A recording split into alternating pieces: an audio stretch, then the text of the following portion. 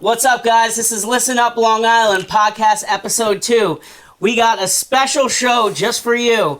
In the house, we have the OGs, the legendary Long Island Chris Ruben Band. Chris Ruben. What's up, guys? How you doing? Good, man. Good. Doing good, man. Thank you so much for having us. Yeah, Thank you. Thank you for being here.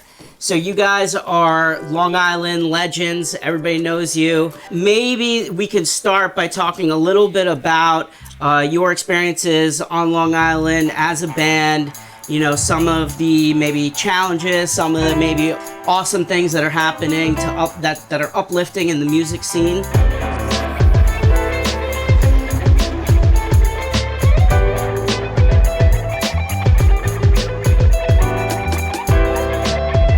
So this year is actually 10 years that Brendan and I have been playing together. The band has kind of become what it is. Nick joined in, let's say, when we were going to put the album out. So it's about 4 years ago. But Frank and Eugene have been in the band, and Russ have been in the band since what? Eugene first. Eugene, well, you kind of... No, before us. Before Russ, no, it was, yeah, we had other members. We had some jumping around. It was not, like, really concrete until Nick joined. Yeah, he's kind of everything, man. I don't even know. No, but so when Brendan and I started playing together, there really was not much of a musical community.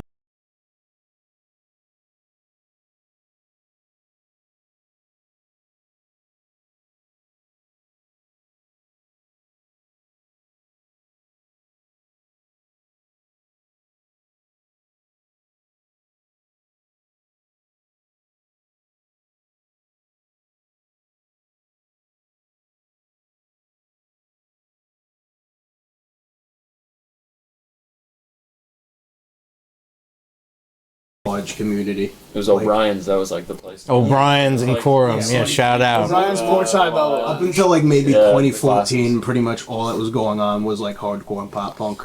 Yeah, there was a big metal scene. We had met Russ. He was playing with an EDM producer. He was the live drummer behind BMO, who goes by Second Nature now. We're going to plug all our friends. We're going to shout out everybody. Plug it, plug it, plug it. I said MJT? Yeah, all right. Every like 30 seconds, we'll say. We say MJT. Do you guys know MJT? Yeah. I mean, you know, obviously, you know, we have Kaido on the show for March 8th Festival, and one of their band members is Matt in MJT. So there's Jordan. Who's playing drums? Not Jordan. Jordan doesn't play drums. I thought Nick Balzano does. Who's Jordan? Good for him, man. Who's Jordan? Oh, yeah. Well, Nick is obviously in Logan Whaley Band, another you know, pop-in band, and you know they bring on the vibes as far as like tropical scene. You know, if you want to have a summer show, like they are the guys for that. When you say so. Absolutely. Yeah. So we got Evan Munez from the Munostock Festival here, and we have Mr. Alex. He's in the band Voodoo Van Jam. Voodoo Van Jam. Voodoo. Yeah, Alex, play with Voodoo Van Jam, but one of the people of Listen Up Long Island, you know, that's kind of our focus, is to create a non-profit organization where we can benefit all the different artists and people that are on the come up. We're literally just trying to showcase different people's bands and get musicians paid, rightfully so. That's something that we're up to. But anyway, that's me. All right. No, I'm not eating a crab. I was one of the people who did eat the crab. No, I'm not doing it again. He paid his dues. Leave him alone. I'm Frank, part of the Chris Ruben Band, one half of Eugene and Frank. We're twins. And yeah, I play keys and sax in the band. Cool. And who are you? He's Frank. I made a special song for Frank. It's like, he's Frank. You scared me. I don't know what you're doing. And then you just power through. So I go by Tortellina Cortez or Red Cherry Out Loud. Okay. So Red Cherry out loud. I mean, I really love the name Chris Ruben Band. Can you explain how that name came about, maybe? Actually, I can. Your name is Chris Ruben. Yes, but that's actually not how it started. So the Chris Ruben Band was actually the second band that was formed. So Brendan and I had worked with honorable mention Matt Ruderman, who really helped get the band started and helped pull it together quite a bit, actually. And he was helping us create the marketing content around the band and helping us book stuff. And he was playing in the band. He was playing bass or guitar, whatever kind of was needed. Because Brendan was playing drums, actually. But every now and then we had somebody that would come sit in and fill in. But we would go out as Chris Ruben. And it was like I was almost like a solo artist and they were my band. Because I had, maybe not because, but I had come to the table with, recordings, fully arranged songs and stuff that was put together. And we were just trying to learn that as a group. And that group kind of started to get, there was tension. It was we were starting to defect from that group. There was another member that wasn't in the group that Brendan got to move over to bass, and we got George on the drums. And we were like, we were asked to be booked. And I was like, well, we're not Chris Ruben. We're the Chris Ruben Band.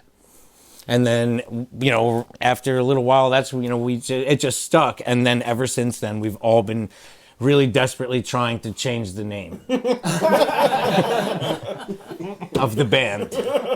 Because the truth of the matter is, we really, really are a band. Like, we're a team that works together. I might be, as of now, the core songwriter. I write the songs, but that doesn't mean that, anybody can't contribute a song that they don't want to.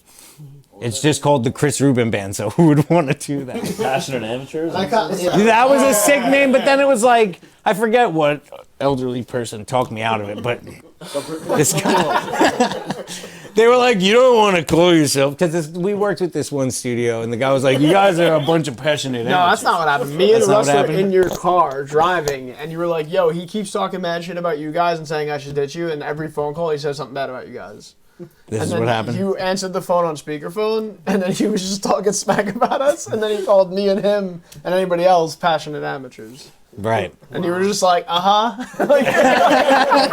So this was like a studio guy or Yeah. one of your band members? He actually did a lot of stuff to help us.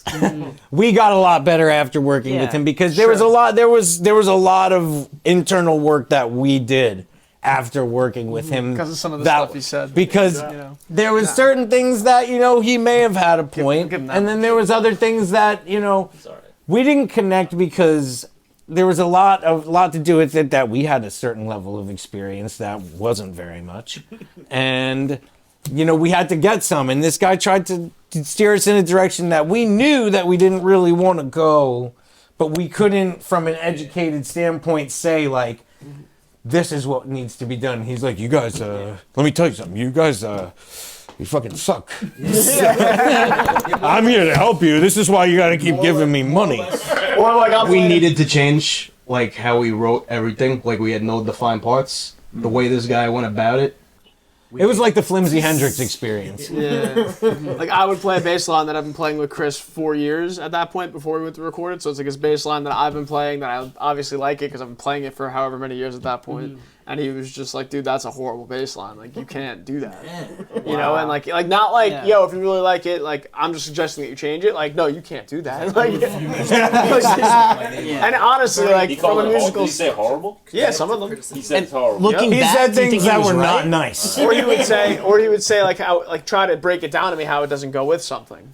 And like really get into it. And He like, changed a lot of the music times it was quite a things bit. that- We ended up releasing it and then taking it down. taking it down. I'm Russ. Is this ASMR setup? Yeah, that's what we want. How you doing? Real I'm Russ. sensual. My voice was not meant to sound like this close to you. You probably hate this. Pull it back a little All right, bit. yeah. I'm Russ. I play drums in the band. I also play, I play around, do freelance stuff for a lot of other people too. I've been playing around Long Island for maybe since like 2006 technically. Just in a whole, I started out in like the metal hardcore scene, and then basically I came across these guys because like I was eventually working with this EDM guy BMO who goes by the name of Second Nature now. It was just a DJ and me playing along, and then there was also Mr. Matt Heeb of 631 Studios on guitar. But basically I was working the door one night at the Velvet Lounge for a show, and these guys were on the bill. I had no clue who they were, so I gave them a hard time. Yeah, you were a dick, dude. Yeah, but I had to be because Well, like I said earlier, I was under 19 or whatever, 20 maybe when I was starting with him. the promoter was and losing he was money the door leaving guy, and me. he didn't let me in. And I was playing. Yeah, the Jedi had mind to trick get- did not work. I had to on get Russ. Maxwell Peters to go tell Velvet him. Lounge You got was Maxwell kind of hard Peters. to keep track To go of yell at people him. in those No, bands, but you know? basically, Man. I was a Nice door. place, I was yeah. I was more or less planning a sound door guy for like 4 years straight. Sometimes I was in the front. Most of the time I was in the back because that's where people. Anywhere that had a back entrance where people tried to pull some shit, you know. You were the grumpy. They would open the door and Russ would be like, "Hello, my name is Muscle Smelling." Well, you know, I've seen you drumming before, like for other bands and stuff. And what I appreciate is your hi-hat work. You know, you could do hip hop, R&B, you know, and the fact that you even said you were in EDM and now you're in a rock band or whatever you consider your genre, that makes you so versatile. And My genre is whatever someone needs, that's sick. That's a great answer. Does everything. Yeah. and I'm not like a jack of all trades, master of none. I try my best to take my time and be a master at every single thing I try to do. It's like, Yeah, I those play the words of drums. wisdom. I mean, you know, whatever you do. Play the drums. I'm Evan Munoz. I'm a member of Munoz Stock. The way that Munoz Stock started is kind of similar to you guys a little bit. Is like my brother and Kyler from the band. They didn't know how to book shows, so they would just set up a barbecue at my parents' house, and it just kept happening every year. And then it just started getting too big. My parents were just like, guys, you gotta move this. We can't do this here anymore. So I was at quite a few of those early ones. really. Yeah, I lived around the corner. I don't remember. I was always just running around, man. That's how I always was. That's how I'm at any event that I run too. I'm always running around, bro. Are those ribs good? I got a band on in 5 minutes. Yeah, no. Chris Ruben Band played 2 years ago. Well, 2 years ago now. Yeah, what festival were you at? So that's awesome that you actually, you're like a pop-up festival. I mean, Yeah. wherever you can find a space, then you make it artistic, you make it a vibe, and you create that. And that is something special. It's a talent where you're taking production, you're taking art, and you're taking music and barbecue ribs and putting it all together. I think the Chris Ruben Band year I was doing a lot of vegan pop-ups, so we just had a bunch of food vendors that we just knew that you got a festival, and they came through, my philosophy was if I wasn't making any money on the event, if it was kind of a bust, as long as I collect some equipment, I'm good. And that's how it just kept building. Now I do rentals and stuff. So, all last year was all stage rentals. So it's kind of what I do. It's what I do at this point. Yeah, no, it's been years. So I'm Shay Motion. I'm in the band Sound Creation Station. I'm also a video producer. So I do all kinds of multicam video productions, and that's what I like about being able to combine filmmaking and music and art. So I tried to figure out a way I could combine all those talents, and so I thought festivals would be the best way to do that. Since I was a teenager, I was inspired by so many festivals, people coming together, music, and just the vibe that's created is something special and inspirational. So that's my dream, to bring it to people. Fast forward to just about a few months ago, we're starting the ListenUp Long Island crew. Came from nothing, basically me starting a group video call and saying, hey, every week let's get musicians on the call. And first one we had 8, the second one we had 5, the third one we had 17, the fourth one we had like 2, and it built up, and slowly but surely people realized that, like, hey, we benefit each other by coming together, by doing something special for the community. And so it's a really beautiful thing, the momentum that we have at this point in the music scene on Long Island. What I see personally is that all the old heads, the tribute bands, cover bands, they're kind of on their way out, phasing out. And what I've been hearing from people is that the scene comes and goes in waves. And so when that cover scene slowly dies out, the original wave starts to come in. So I'm excited that we're surfing on this wave. It's going to be a tsunami of good music coming out. So I'm really excited to be part of that wave, and I want to do anything I can to enlighten and spotlight and showcase all the best musicians, original artists that take place on Long Island. Yeah, I'm Nick. I play guitar in the band. I also write my own music. I'm in a band called Monkey Bite with these guys, two of these guys, and yeah. There we go. Sick. Yeah. That was really nice. That was really I feel like I'm in school on the first day of school. You are, They're coming around. They're like, hey, Yeah. what do you think? Yeah. So for those who don't know, we've got crabs today for everyone. Who brought the crab? Was this Russ brought the crab? No, Eugene brought the crab. Eugene brought the crab. So quick. Eat the claw. Dude, he's like, You zoom in on that, man. Wait. Are goodbye, cruel world. these aren't Jones Beach crabs, are they? Where did these Smells come? like Jones Beach. Yeah, it smells like cigarettes and Yeah. you know. Eat the fucking meth molly addiction. Yeah. I don't ever want that anywhere near You me. gonna save me? Just saying. What, you want me to? Dude. You have to eat that. I already did. Eat the crab. Eat the crab. Eat the crab. Eat the crab. Let's go. Crab. Eat the crab. Come on, Nick. It's the first one. I need something to wash this down, though. I need something to wash it down. Bojack, get him a Pepsi or something. Why don't you just put it on a piece of pizza? A non-branded carbonated beverage. Nick can bite your lip. Wait a second. Who is this guy? And then you gotta take a nibble. Eat the crab. How about some water? No, I need something better. Oh, better than water. Give him some soup. This non-licensed carbonated beverage. Yeah, describe it after. You gotta hear the crunch. Chance. He just ate the crab. Chug. Thanks, man. No drink. Hold. That's a waste of a crab. Or something. Why don't you tell us how that crab was? I will say, thing I've ever eaten. I will say, it's not very good. I do not recommend. It does not taste like a regular crab. It's gonna be shit. I'd rather fight Mike Tyson than That's not true. Mike Tyson was Yeah, how about Booker T? How about Booker T? I think it's a good time. Let's pull out Booker T, man. Yeah, bring him out. Bring him out here. So it's not just Chris Ruben Band. I'd rather kiss Booker T on the lips. Give him a kiss. He's literally asking for it. Show the camera. Show the camera. All right, so here's Booker T. Really feel his And go ahead and just Booker T a kiss, all right? Don't give him a tea. You said Have a carbonated. It upsets his stomach. He's on a strict diet. I'm going through a lot here. You guys, what else? You want me to run out naked too? Like, Hey, we're making this guy. I'm Brendan. I'm the bass player.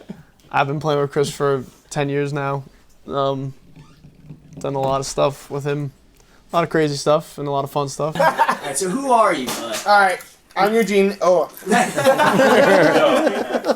Thanks, man. Is that your first one? No, that's my first claw, though. You have to finish All the right, whole thing. I'm Eugene. The claws are different. I play keyboards.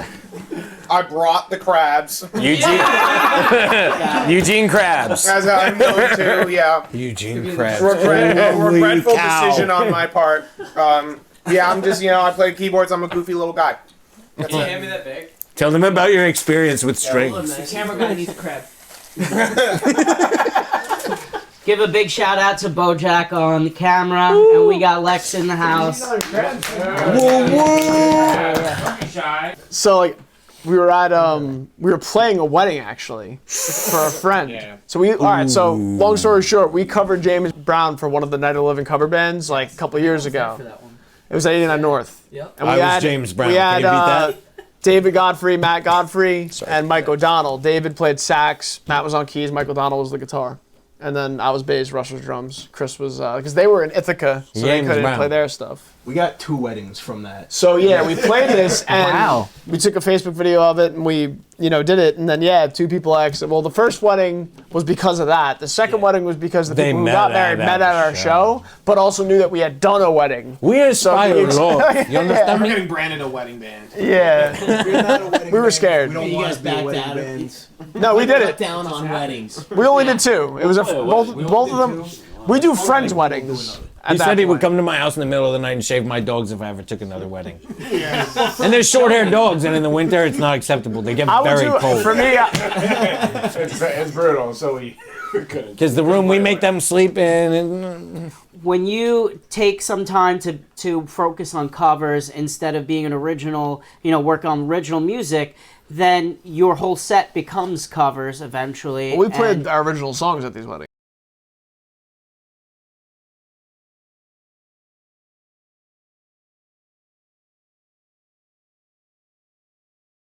Doesn't that seem more fulfilling, Well, yeah, that's what we've been doing for the last 10 years. We've been really only playing shows as an original band.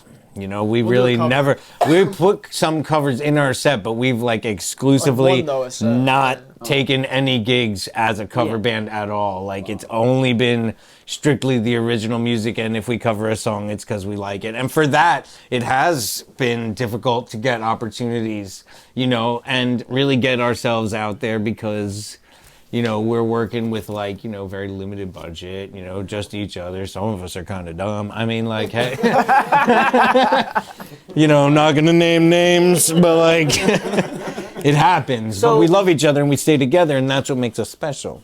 You're writing new music, right? Always. Always. You're in the recording studio. So what's that process like? Do you, hang out for a month together and, do you have any rituals that you... Well, what's that like? we always do Christmas. No, since before we put our album out in 2021, I guess since about 2018, 2019, we've been in a perpetual state of recording music. So, and I, as an artist, I kind of have my own sense of trying to be in competition with myself, that as I have a body of work that I'm looking to put out, the next one is not only all planned out and written, but there's recordings and demos of it, so that when I start to go through the postpartum depression that comes with releasing music, I have the next thing to get excited about and wiggle my fingers and toes about, because otherwise, done. I wouldn't do well, because when we put the album out, I was like, there'll never be anything better. But I'm lying, because I already had the next thing planned out, like I said. I just had no money. All right. Yeah. All right. Well, I like how you said I can make a set for 90 minutes, I can do 60 minutes, I can do 45. We have 3 hours of original music. You have plenty of original music, and you're able to work the crowd, and you said that you have all new music coming for the upcoming shows. Well, we are going to play the hits, but we we are going to be featuring a lot of stuff that we had just released at the end of last year, and a few songs that are going to be on this album that's probably going to come out probably around the end of the summer. We're just finishing up that now.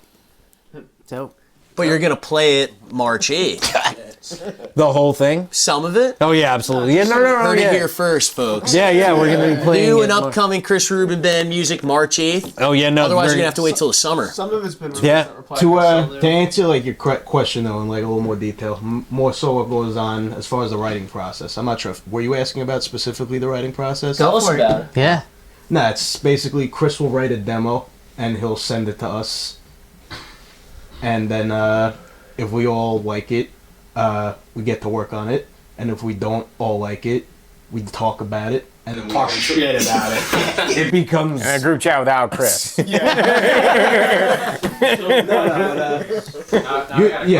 first part, he sends us a demo, and then he'll send us like 3 other demos. No, the last one was just not it. I send them 5-pound bars of solid gold in digital format. So here's my question, right? What if one particular member doesn't like the song? Is there It's like a banishment ritual. Or did you guys It jump them? actually depends why they don't like it. Usually, Who it is? so like over time of playing together for so long, there's a bunch of songs that some don't like and some do like. So there'll be many instances where Russ likes this song a lot and I like this song, but I don't like that one and he doesn't like this one. So I'll be like, bro, I'll play this one if you play that one. Yeah. And then like we'll barter. Like, Oh, you guys will like switch instruments. Believe it or not, there's songs I don't like that I get asked to play because other people like them. right, It's like he'll write a song in a couple fucking months later.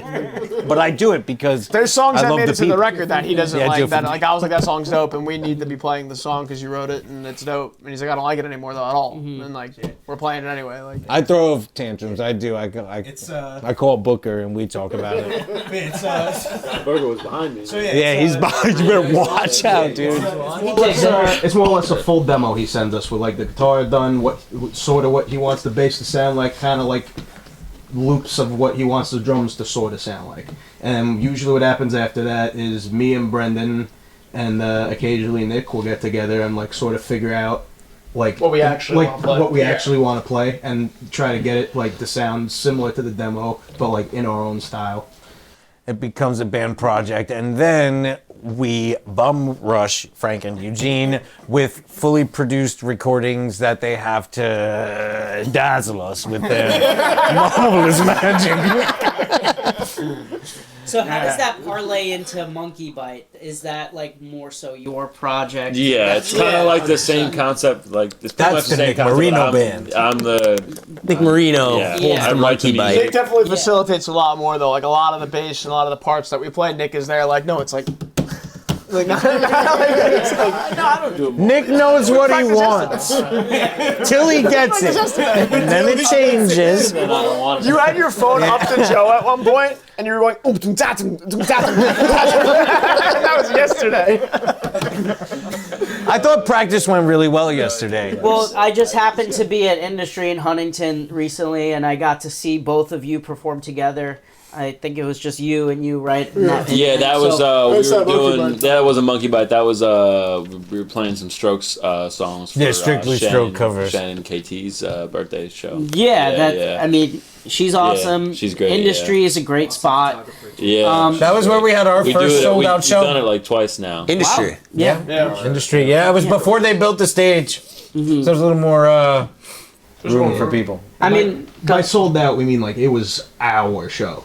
Yes. No, Yeah, we it had was one just other us band and opening one up with us. opener. Our friend Will's band, Johnny in the Basement, was awesome. Super bluesy, instrumental, like vibes, very awesome. And then they did about an hour, and then we played for 90 minutes, and that was it. It was the release for our EP. It was the Take the Ride EP release. It was so crazy that I Yeah. decided to make a movie. Like about it. everybody that like, yeah, everybody that Not even like, kidding. you know, has come before. Like I remember saying to Russ and him, like it felt like that day. Anybody who has come to see us in the whole, journey so far came through the doors at one point that night. Yeah. Like people who hadn't seen us in years. Yeah. Like I was like, you're here? Like there was like multiple times where I saw people I hadn't seen. It's like, dude, I've been in Vietnam for 6 years. No, they were just like, yeah, we saw, like, I don't know, it just worked out where everybody fucking Wait, came but out. yeah, to capacity, people couldn't get in. Yeah, the owner of the venue came up to me and was like, hey, buddy. It was while the opening act was playing. He's like, listen, you got about 12, 14 people that bought tickets that haven't shown up yet, and I'm at capacity. I said, listen, buddy, it's the best problem I've ever had in my life. And I walked away.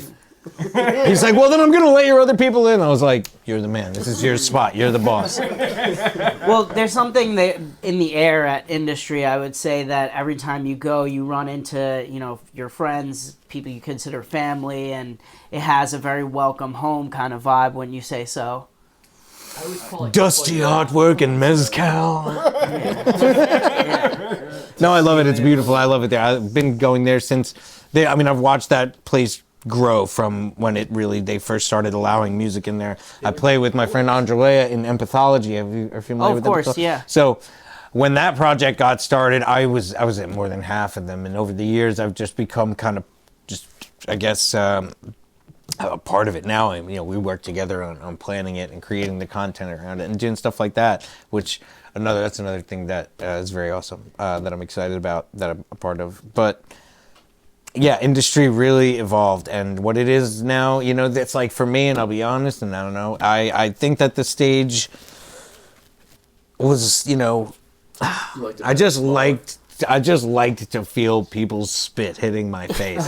And now it's like, now only my spit and sweat is hitting them, and it's like, higher, right? yeah, we're higher, but We're higher and wider. Higher and wider. That place used to just be a spot for like poets, right? Like it was just an art gallery poet kind of thing. man. I would. Actually, they had like little jazz bands come. Yeah. and- But what I noticed vocally, like you stole the show.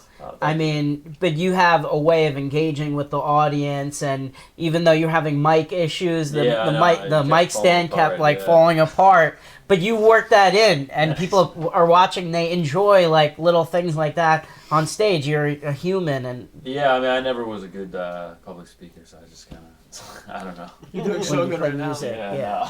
You are doing so good. You're talking to America right now. America. Yeah. Give me that. I want a slice of pizza, man. yeah, bring the pizza here. Come on. Don't fill up on crabs or you won't get your pizza. business. Yeah. So you're shouting out a local One bite, everybody knows All the right. rules. We're all gonna go around. Everybody All read this right. pizza. Yeah, one bite, everybody knows the rules. I already know, Mario. What do we got? What do we got? Oh,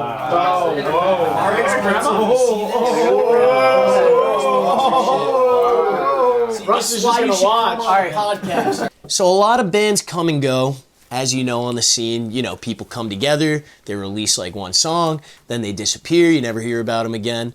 How do you guys manage? What's the secret to stay together 10 years? I gotta know. Lie to each other continuously and have one singular goal. One goal and lies. What about you guys? You guys know? I think that's. well, what's the goal? What is this goal you speak of? International superstardom. Are you guys seriously like aligned under that goal? Like you guys know where your head, like what you know, like you guys are looking to tour worldwide. You could people. Extreme goal? People might think it's vain, but my personal goal with this and like pretty much everything else I do is to be like one of the top people that inspires people for generations to come. That's what I want.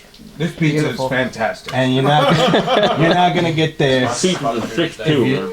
But I'd say like the secret, other than sharing similar goals, is like, you know, you got to be friends first. You got to be constantly hanging out with each other. Can't just, if it feels like work, it's not gonna work. You know.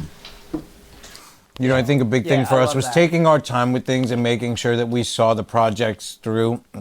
You know, it's true, like, not everybody's going to agree all the time, but it's about being able to work through the disagreements to find a compromise. We have meetings. We talk. You know, we like sometimes if we have to vote on something, we vote on something. We compromise sometimes. Kiss each other. And we have to accept. Yeah, no, because we have to, and we accept which ways the votes go, and everyone kisses together. Now, are you guys a democracy, or like how does it work? Like, say Chris feels really strongly about something, can he ever overrule you guys, or Executive plan. is it who's got like the least sway out of you guys, and how come? Nick Marino. Because he has everything on monkey bite, but when it comes to Chris You said Ruben, something. How many group chats do you have between you, all of you? Just the one, right? Oh, let me try this. No, we have a group chat. We have one group chat where it's all of us, a few close friends who kind of act as like UN observers, and then we have our sound guy Joe, who's also in the chat, who's just as active as we are. Yeah, he runs Starpole Studios. Yeah. Right, Joe Conserva, right? Conserva. Yeah, great guy. Great guy. Yes, he has been He's from truly. the inception too. Like when me and him first started doing shit, Joe was just kind of always over there with us too, doing his thing. And then he eventually started doing Star Pulse, and then we just kind of worked with him. I think he's helped out like a lot of us in this room too. You know, like a lot of the gigs that I was getting last year was because of Joe. You know? Joe is a local hero. Yeah. Right. No, he kicks ass. Gets work Kicks because butt. he takes a step back and lets the bands do their thing, and he applies his knowledge where necessary, but he like holds a space for you to create, you know, and that's a beautiful thing. And he's a musician himself too. He plays bass. Joe is a giver. Yeah. But then I'd say another aspect of like, honestly, just another aspect of how we've just been together so long is like, honestly, it might just have a lot to do with luck, because like, you could have everything I just said and like have something still not work out, something out of your control. I think that a really big, truthfully though, all jokes aside, a really big part of what's helped us stay together is we had a group phone call with Brendan's uncle. This was years ago. I don't think you were playing with us yet. But we all sat together, and he has, he's a Grammy, he worked for Yamaha, he played in a lot of bands, and he's produced quite a few records for really serious charting artists. And if anybody is in a position to give us any kind of advice, it was him, and he was someone close to us that we knew we could trust what he was saying. He had absolutely nothing to gain from saying anything to us. In fact, he really didn't need to talk to us at all. It was the last time we ever spoke. But he said to us, the biggest thing about bands and what makes them unsuccessful is that they break up. And I think that, I always hear that in my head. And I think that the most important thing is to stay together through anything. It's like I've watched bands that really try to push forward in advance and make moves in record time, and they're working really hard, and it's something serious to commend, but they're willing to just cut people because of this, this one singular goal and about, this, the dream, right? But I think that the thing that makes it special, like there's this saying, right? Like, it's like you can go fast alone, but you go far together. And it's like, I don't ever want to be in a position, it's like, I don't ever want to play without these guys. Like, they have to not want to do it, and then they can go. Yeah. Like, I don't, so it's like, and people know when they book this band, like, they're getting this band, and not like somebody's, it's not like, it's the real fucking thing. Right. It's like, and that's what we work to preserve, and we've spent a lot more time trying to develop our music and figure out our process, whether it's recording or writing as a band. And I think that, this next record that we just made is going to show a lot of growth from the first record. In fact, yesterday I was driving around, I listened to our album while I was driving. I had a 40-minute drive to your house. Do we have a name? Yeah, what's The record is called Madness on Repeat. And I think that, like, my personal life truly spiraled into madness after making it, and it has been this repetitive, forceful of madness to me and my life. So I decided that the next album, which will be coming out later this year, is called An Incredible Forever. Because I think each one of us needs an incredible forever. I think I've been asking God for an incredible forever for a long time, and he's just been showing me to it. So do your album names, do they kind of follow like an arc, and you feel like it's like kind of, and do you guys all feel like on that same kind of journey of like, from actually, album to album? there was technically an EP that we released and unreleased before that called Fortune Favors the Bold. And, That was a lie. Fortune favors the financially sound. Well, no, I disagree. I'd say, it showed us it's the type of thing where it's like no one's gonna do any of this stuff for you. This is like our project, and like we gotta do everything right. And like, there are some people who like get lucky and they know someone who could like basically tell them all the mistakes not to make, and that is not us. That is not. You guys learned it the hard way. We're like blue chip, like, slowly, just like. But like marathon, marathon. Yeah, and then you look, and then eventually you look back, and you're like, oh my God, we did all that. And it's come to a point where that I think that it's like a force of nature that when new bands are created and formed and they start their journey, like it just like moves the older bands up if they're obviously just, I don't know, maybe I'm stupid. But that's how it's felt. But we're at a point where people ask us for advice and ask us for help with certain things. And it's like, just to be trusted with these sorts of things is special, you know, and it shows that at least someone sees the work that we've put in, because like sometimes it's not always easy. Sometimes I feel like a bag of shit and I'm nervous. And like, you know, I feel like, you know, sometimes it's was the biggest mistake of my life. But then other times it's very rewarding, and I feel reassured in a spiritual sense that I'm on the right path for my life. And, you know, I have to really ride into that. I know I've been playing around Long Island for almost 20 years at this point, which is crazy. Holy. Holy grandpa. Well, how has the scene changed 20 years? I mean, I know growing up we had venues, the Crazy Donkey, the Vibe Lounge, I you would know, say, it's like The Vibe Lounge, oh wow. I would say I'm old too. I would say grandpa. the diversity has expanded greatly. The industry has decreased greatly. Meaning, it's sort of like a supply and demand kind of thing, in the sense that I'd say like around when I was like 12 years old, when I first started, it was all just hardcore and like pop punk and like metal and stuff like that. You know, like there were like all like the hometown heroes were like Taking Back Sunday and Brand New and Glassjaw and all these bands. And and there was like A&R reps from like Epitaph and Rise Records and all these like pop punk and hardcore bands that were scouting on Long Island. Wow. So Interesting. So there was a lot of like in the mid 2000s to like I'd say maybe around like 2013, there was a lot of actual industry out here. Huh. And there was so many venues, like not bars, like actual venues. Like the Crazy Donkey was specifically built to be a venue. Revolution was specifically built to be a venue. They cared, you know, they cared about like the sound and all that. And but the downside was, because of that, every single band was trying to do exactly the same thing all the time, because there's industry here, and now you have to be a businessman, and you have to like, this is the type of music that's getting picked up right now. So every band was playing some sort of like, you know, something that sounded like Bring Me the Horizon. Well, back in the day, Bring Me the Horizon, or like, you know, Attack, or like they'd be like forming pop punk bands. And I never even really used to listen to that kind of music.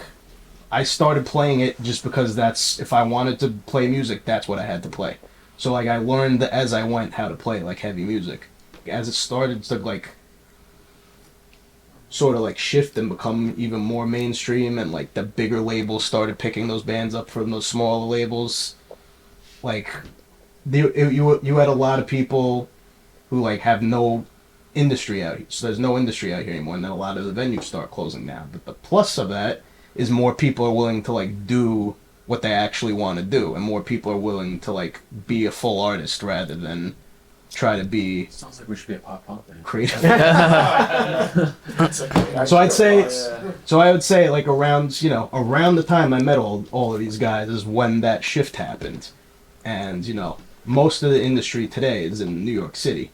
So I guess like what I'd want to like see is like I'd want to like figure out a way to have the industry like come back and have it be financially viable to open up like full-size venues again out here. Right. But like I would hope there would be like a sweet spot where it's just like just enough where like we could maintain what we actually want to do. Because honestly, like bands are friends now. Like it used to be competition. More so than today.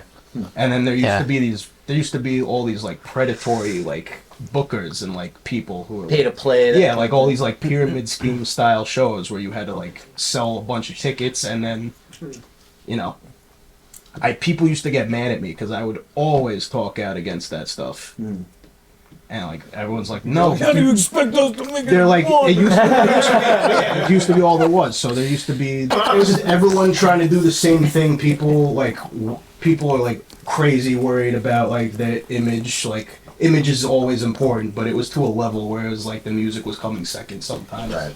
If you guys had any advice to give to any musician that may be listening, you know, that is on Long Island, or if you know, out there, you know, someone who's starting on their career, What's the type of advice that you would want to give them that you personally wanted to hear or that you needed to hear that you feel should just like get addressed right away? And then the second is, how do you, handle the imposter syndrome that comes with, being a successful band and having people come to you for advice and stuff like that? Well, I'm going to return advice that was given to me. Yes. Rather than advice that I wish I'd had, because I feel like this advice was the most useful advice I've ever received. Besides, don't break up. That is definitely a close number second, maybe. Rob Arthur. I don't know if you're familiar with Rob Arthur. He plays guitar and keyboards for Peter Frampton. He makes his own music. He's an artist and a writer. Very talented guy. Very nice guy. My mom followed Rob Arthur, on the internet and just went to his shows. But she's also a huge Peter Frampton fan. So she took me to the Beacon Theater. And we got to meet Rob Arthur and see Peter Frampton play. Robert Cray opened up for him. This was before I had started my band. But at the time, I was writing the music that we would go on to play. And I asked him for advice. I said, what would you tell somebody who's just starting out that, is really serious about the music that they're making?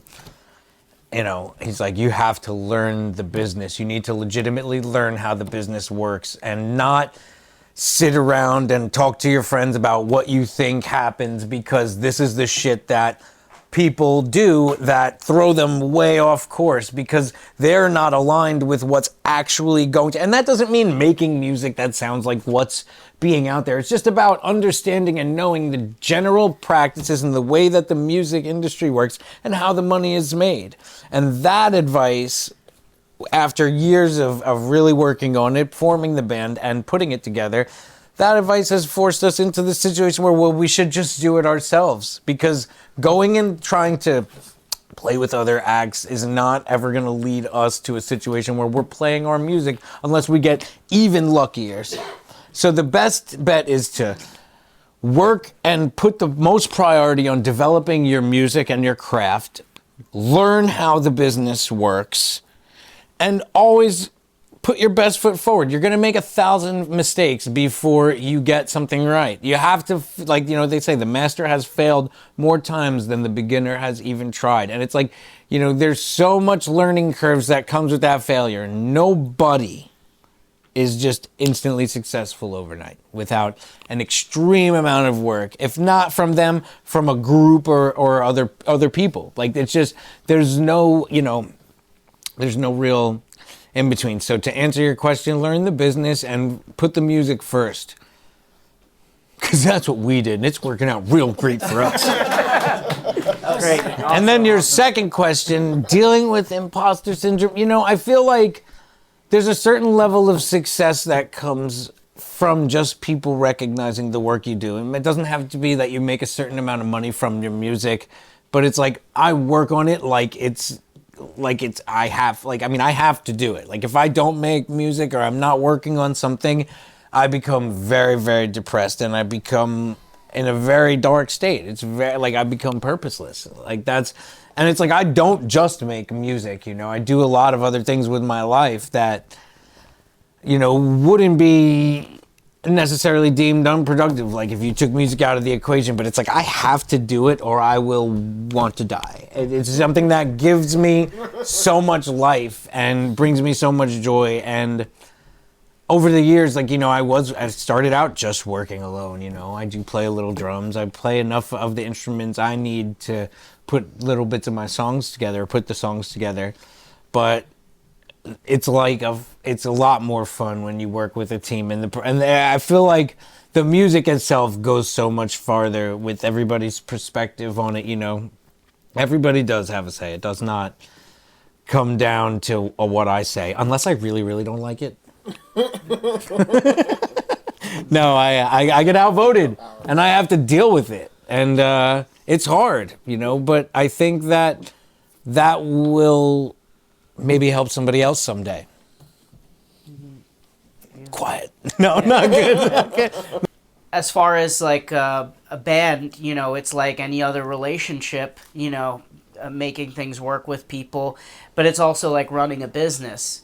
and you have your executive board, you have decision makers, but you have to come to some sort of agreement in order to push forward. You have to work with people and everybody is heard, but also make it a business that, you're marketing yourself, you're putting yourself out there, and you have to treat this like it's your career, and it becomes your career. In a sense, it's like, put it this way.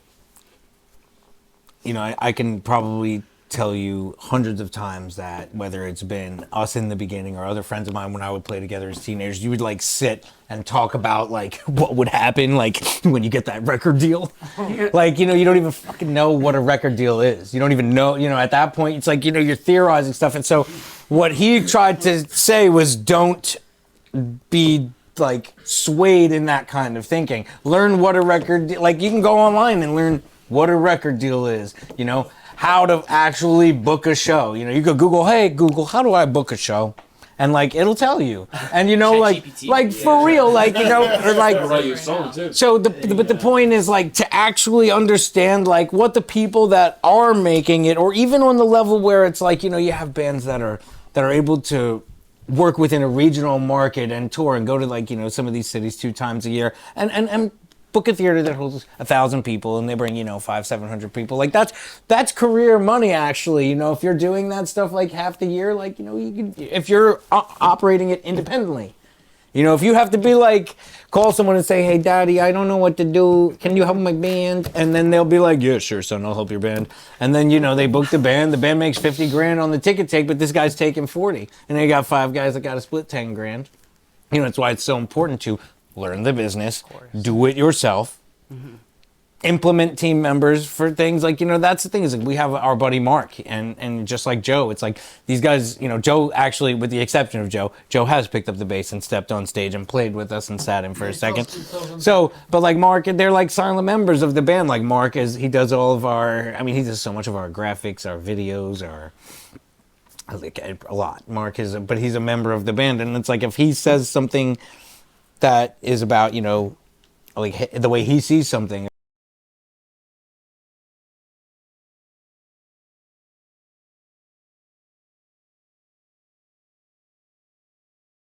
For music, and definitely don't have to do that. That was a bad mistake. Mistakes. But it did horrible debt that you don't make back on a musician's salary. But you know what? It did demystify, like a lot of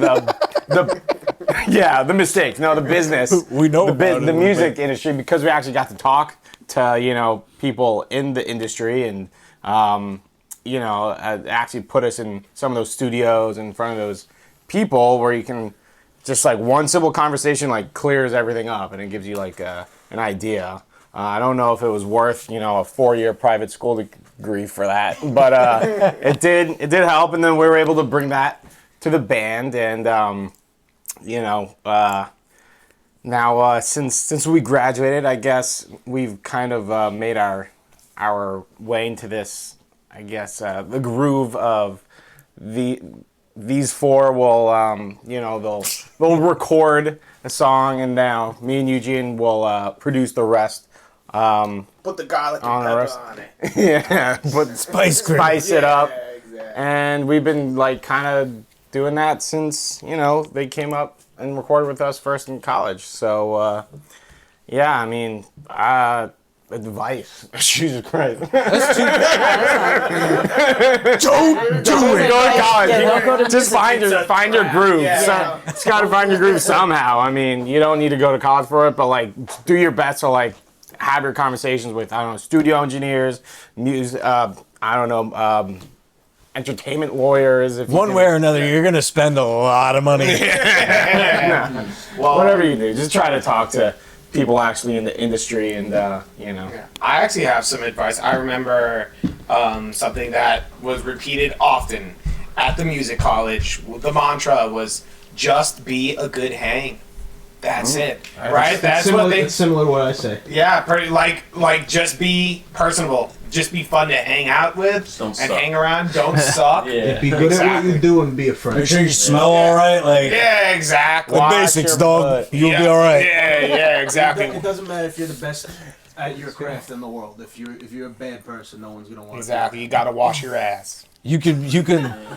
Wait, wash your ass or wash? No, you gotta wash your ass like in the shower. But you do, you know what? But you know what? See, here's the thing: is though, you do have to watch your ass because there's a lot of people out there that will take advantage of you, especially when you're really sweet like we are. Yeah. Have you guys been taken advantage of? A lot. A lot. Oh my God.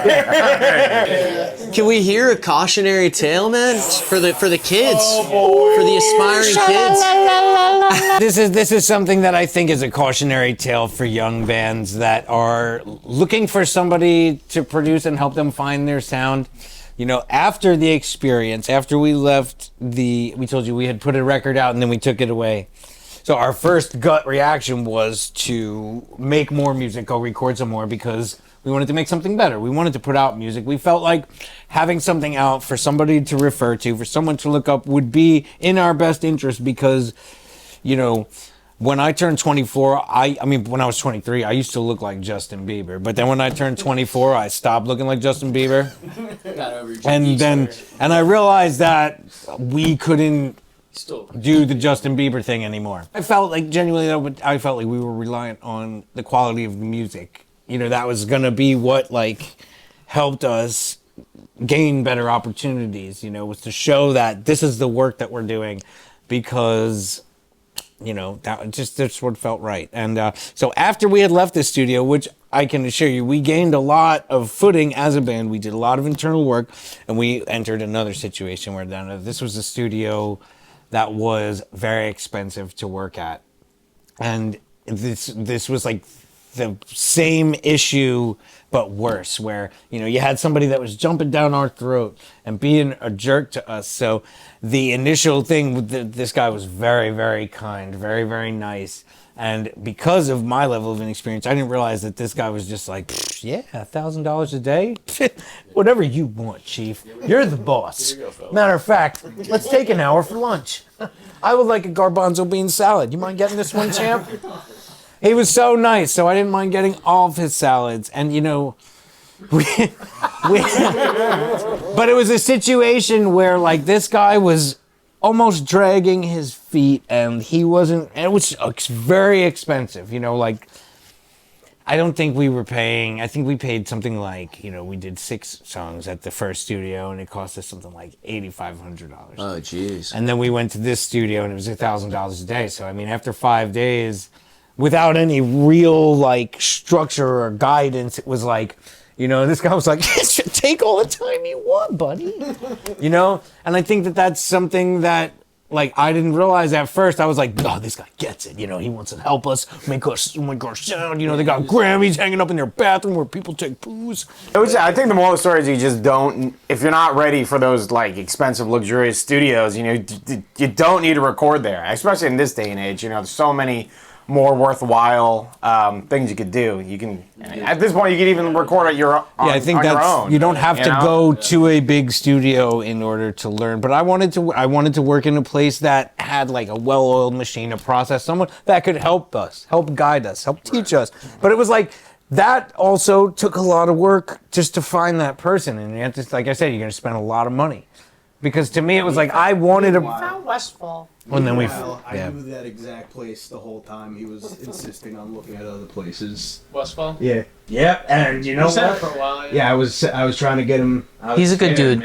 I was trying Anthony's to a get him good to go dude. see Lepardo for like almost as long as this cycle of just like. No, we spent thousands and thousands of dollars on studio time. Instead of going to see Lepardo? Yeah. Yeah, and then it's funny, you know, we ended up spending... But, you know, the Madness on Repeat album was something that was recorded over 3 studios. We started recording in Williamsburg and Brooklyn, our studio. I think we did 5 songs there, and then we moved to a studio that's in Beltier called Voodoo. It's run by Mike Watts. And we worked with our friend Kevin Preller there, who was really awesome. Really awesome person to record music with. Like, really, we got, like, some of the best performances we've ever done as musicians with this guy, because it was like one of the first times that I think that we felt was like we were working with somebody that knew what they were doing, but it was like one of us, someone that was in our peer line that that respected us and wasn't like, well, we had worked there, and at that point we had already had Westfall, this studio that he was talking about, mix a song for us, and we'd put it was the first single we'd put out after taking that EP away. And I think that what ended up happening, Cold Soldier, we finished recording all the tracks, and we let them mix. We had them mix a song, and we were just like not, because our plan was to record the stuff there and then immediately bring it to Westfall. And then they asked us, like, hey, we'll match the price they're asking you for, and we'll mix a song here for, we'll see if you like it, and if you like it, we'll go forward. So I paid them up front, we mixed the song, and I just felt like, it just didn't work out for one reason or another. It wasn't like. It was another, situation where, because Kevin wasn't the one working on it with us, so it was harder for us to, have our voice be heard because there's a certain level of inexperience that was undeniable.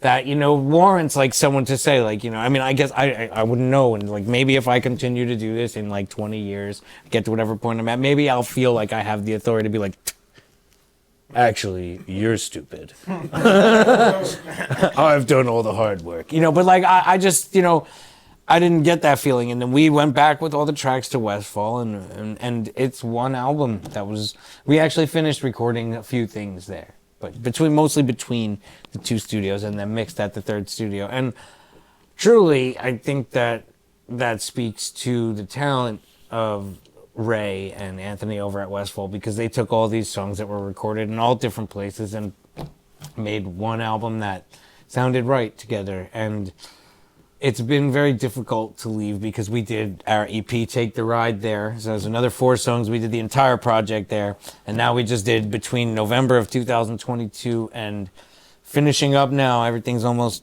done, we're mixing 20 new songs there that we recorded entirely there. And it makes it even scarier to leave, because now these guys are like privy to our whole catalog, which is like 35 songs that they've done, that they've worked on. And it's like, the only way I see it is, the only way to do it is if we do it ourselves or with them, or some combination of the two, because I wouldn't want to entrust that with anybody after like the closeness. And I think that that's really the mark of a good producer, is when you don't want to leave them. Yeah, you got to find the people that you work best with. And we don't always see eye to eye, but it's just like the band, the way that we handle the disagreements is like for the good of what we're trying to do. And it's not like clouded by emotion. Emotion is definitely a killer of all good things. For sure. Cool. Good. I love that. So in conclusion, we got the March 8th Music Festival, ListenUp Music Festival, and you said Music and Arts Festival, and you said that this is going to be the first show of the year for you guys. Yes. Right. So we want to hear, and for everybody that's been listening up to what's going on, what do you have in store for this show? Well, the plan, theoretically, is to bulldoze our way through this crowd and continuously run them over with balls to the walls, rock and roll, for as many minutes as we're allowed. We're gonna play a lot of new songs too. That is true. The guy's got a good point. We're going to be debuting a lot of the new music we've recorded. This guy, I found him outside, but I thought he looked good. He looks like a drummer. Maybe he should be lead singer. Actually, hey guys, I don't know. He could be any one of us. Oh, is that I heard Booker is going to be on stage with us. Russ, can you hold Booker? Yeah, I got you. Don't worry, it's okay. It's those strong lips. So Nick had done some really big canvas paintings. We had done some house parties in 2019 that were like, they were like some little micro project X's of themselves. But he had given me 2 pieces of artwork. Each party he had painted something that was really spectacular, and I bring them around, and like another friend of mine had given me a portrait, big canvas he did of Ninja Turtles. So I try to bring these things with us, and like they're in our music videos, they're in our live performances. They're not in the Philly video. Oh, we had no room. Shout out to Philly, man. Love that. Dude, I love Geno's. Oh, yeah. And so we also have Munostock, Evan Munoz, the legend, the artiste of our group, coming through for us on March 8th. Why don't you tell us what you have in storage, that you're going to be busting out? So I'm gonna bring the arcade machine that I've had since 2014 at my house is when I purchased that whole setup, and I was like, oh, I have all these ROMs set up. Let's just throw it on a thing, put a TV, and have people chill and play video games while they jam out. And then another aesthetic that I'd like to bring is it's a project that works off of light, the colors of light. So it's like an RGB installation, like a light installation kind of thing. So I run a sketch and chill drawing group, and I had everybody from that group submit a drawing, and then I printed it out on a banner. And then depending on the color of light that's shining on that banner, you see different drawings. All the things that I've collected over the years, and I try to include people in that project, artists, musicians, all that kind of stuff. So more things coming, But, Appreciate that. Yeah. Well, we did get a chance, me and Alex, we got to walk around, do a walk through a stereo garden, and I'm just so stoked to put this whole thing together. It's going to be a convergence of the arts, music, art, comedy, all types of festivities that will take place, arcade and games. There's going to be a green room with M&Ms for all you guys. M&Ms? Oh, yeah. fuck yeah. Yeah, M&Ms. green M&Ms. Yeah, M&Ms. Skittles, too? Skittles. Dr. Pepper? Yeah, Dr. Pepper. So, this guy asked for water. Text me and we'll add it to the green room list. All right, What? Crabs. Bring crabs. Yeah, some crabs. All right. So we have a whole bunch planned, and we want to make these festivals as fun as possible for the bands, make you guys feel comfortable, give you the royal treatment, because what you do is you bring your love and dedication, you put that on stage for people, and when they leave, they're going to go back to work and they're going to think about the festival. They're going to think about how, maybe they want to, make music or make a painting. Maybe they'll pick up their guitar that they haven't played in a while. So, like you said, inspiring the next generation is something that's worthwhile, worth doing. And I think that when people come to this festival, they're going to feel that. And so we're so grateful to have you guys performing on stage and sharing your hard work coming from, the early days of the music scene to all that you went through in all these recording studios. But it's all worth it because now we knew that we had to find you to be the headliner for this festival, to take all those hardships and rock out, bulldoze this entire crowd so that we could create something that's never been done before, and we're going to do it again and again and again. So I hope you guys enjoy this journey, and I hope you take the journey with us. Listen up, Long Island. Alex, you want to usually say something really cool? Yeah, okay. Don't worry. Go on. Well, what I want to say is, just second what Shay said. We're so grateful for the work that you guys have done. And I want you guys to know, because I'm sure it's very easy for you guys being in the scene for so long, to take the work that you guys have done for granted.